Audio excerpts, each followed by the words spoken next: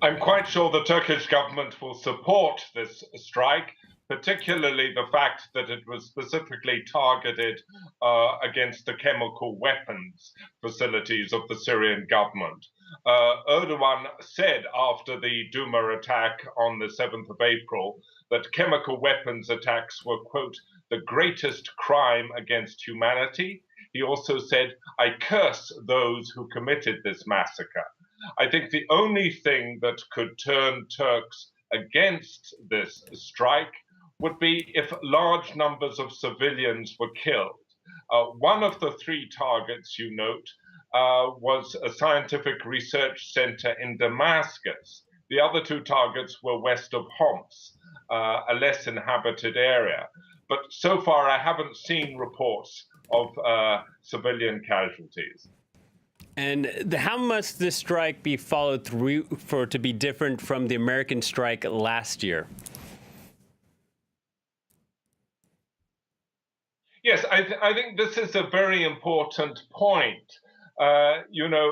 Observers have been saying that if President Bashar Assad sees this as a one-off event, he will cool it for a time and then go back to his bad old ways. That is how he saw America's attack in April last year, when America sent 59 Tomahawk missiles after Bashar Assad used a sarin nerve agent in the northwestern town of Khan Sheikhoun in Idlib province.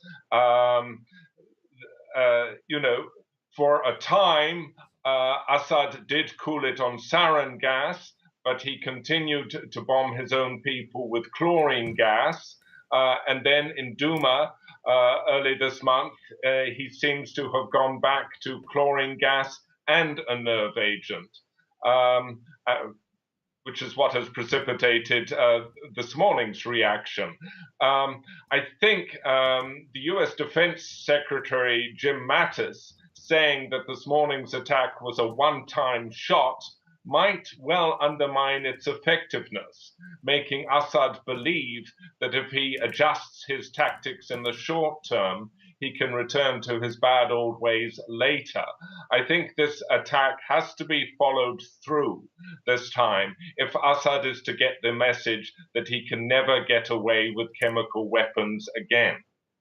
And yet, Russia's saying there will be consequences for this. What is the state of relations between Turkey and Russia at the moment?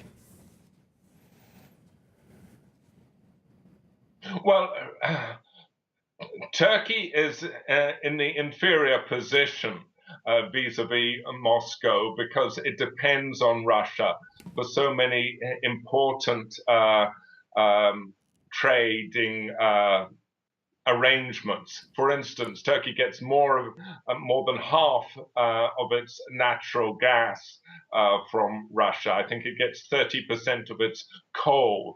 In a good year, it can receive as many as 5 million Russian tourists. That's a lot of money. And it also sells food to Russia. But Turkey is part of the Astana peace process in Syria with the Russians and the Iranians. And after the attack on Duma 8 days ago, the Turkish president did call Putin and express his concern about it. And while Erdogan has condemned the Duma attack itself and clearly blamed the Syrian government for it, he's been much more cautious in his approach to Russia with it. He doesn't want to burn his bridges with Russia.